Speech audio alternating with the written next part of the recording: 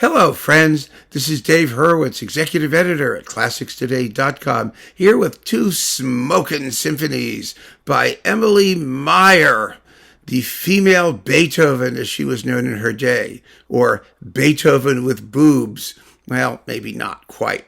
It was kind of not fair to Beethoven and certainly not fair to Miss Meyer, who was a first-class composer, certainly as good as anybody else out there writing symphonies and chamber works and other things in the German tradition. She had a distinctive personal style.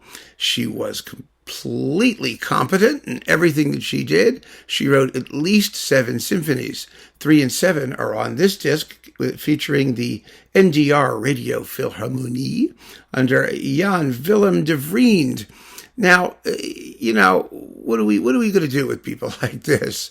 Honestly, there are so many composers who are neglected, and they get dug up and performed, and then everybody says, "Oh, wow, wasn't this great? She was really terrific." And then you listen to it a few times, and well, the terrificness kind of settles in, and we begin to realize why they were ignored. But in this particular case, the fact that she was female guaranteed that she was going to be ignored, more or less, during her lifetime. She was sort of like Dame Ethel Smythe. I mean, she was very forceful. Her personality was very strong. She was able to arrange performances of a lot of her music through the 1840s and 50s. She was pretty well received for a woman. The excellent booklet notes here do cite some reviews where they talk about, well, yes, it's very good music for a woman. Well, she does everything that you could possibly do for a woman. But of course, she can't enter into the higher and more sublime realm of artistic creativity that men can do. It's just vile reading the crap that people were spewing back in those days, and the assumptions about the differences between the sexes and what was possible. It's amazing that she did anything at all. It really, really is.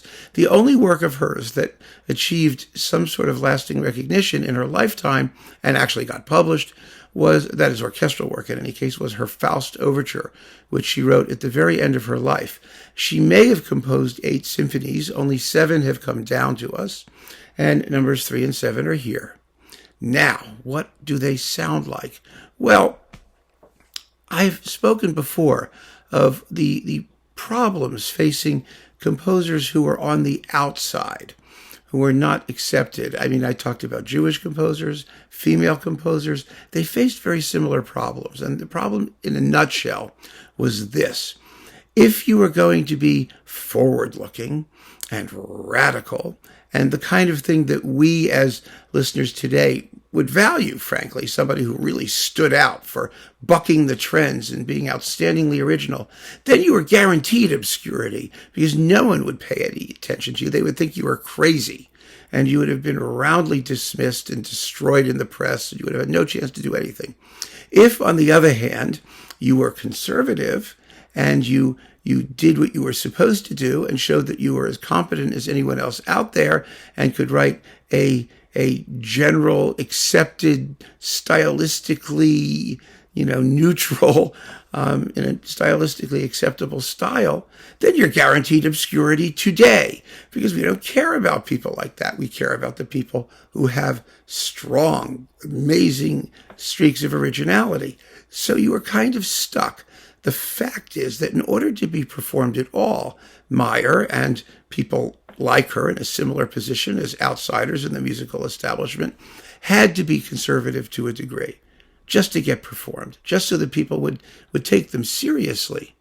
And that counts against them now. So we have to listen with that in mind, I really do think, because we need to understand that originality is not necessarily an obvious thing. It can be a function of just how well you operate within accepted parameters of the day.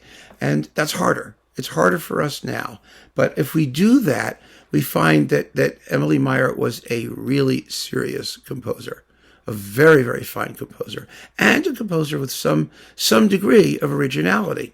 For example, the Third Symphony. The Third Symphony is in C major. It's a military symphony. The finale uses military instruments. piccolo, cymbals, bass drum, triangle, that kind of stuff. The homage is obvious. It's to Haydn's Military Symphony. But at the same time, and there are other military symphonies out there. I've talked about some of them in my list of battle pieces. I could have included this. Although the finale isn't a battle piece. It's a jolly military finale. It really is. But her handling of the orchestra is extremely, extremely imaginative. She uses her extra instruments at soft and loud levels. She has the orchestration is full of color. The tunes are wonderful. And that military aspect, I mean, my goodness, the music has a real swagger. It's not just the usual stuff with noise making attached to it to make it louder. It actually embodies the sense of those instruments.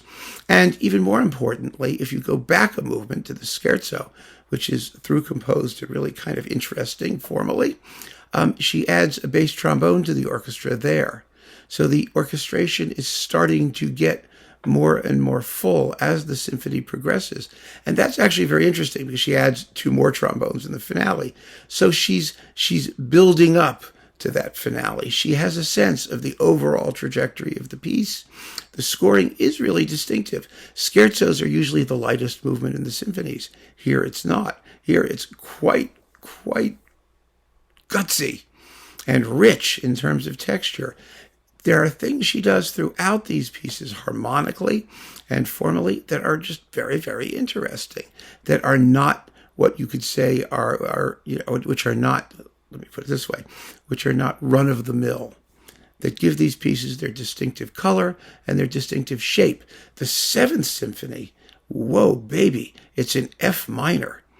And it is a celebration of F minor. She knows she's in a minor key, and she's not just using it for color or for some elegiac something or other. She just cuts loose with it. It is thrilling. This is a pedal to the metal, minor key, passionate, let it all hang out, totally uninhibited symphony. And it actually ends in a minor key, which is pretty extraordinary for the day as well.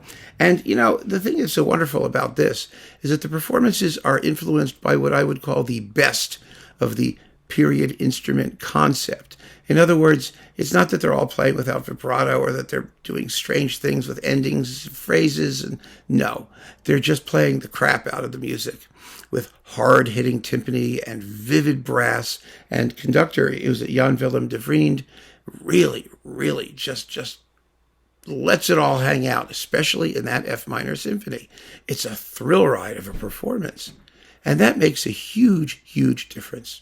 So I really recommend that you give Emilie Meyer a shot. It's fantastic music. This is a wonderful disc, fabulously well recorded by CPO, wonderfully played by the NDR Radiophilharmonie. It's just great. It's just great. She deserves the attention that she's getting. And I think when you hear it, you'll agree. So keep on listening, friends. Thanks for joining me. Take care.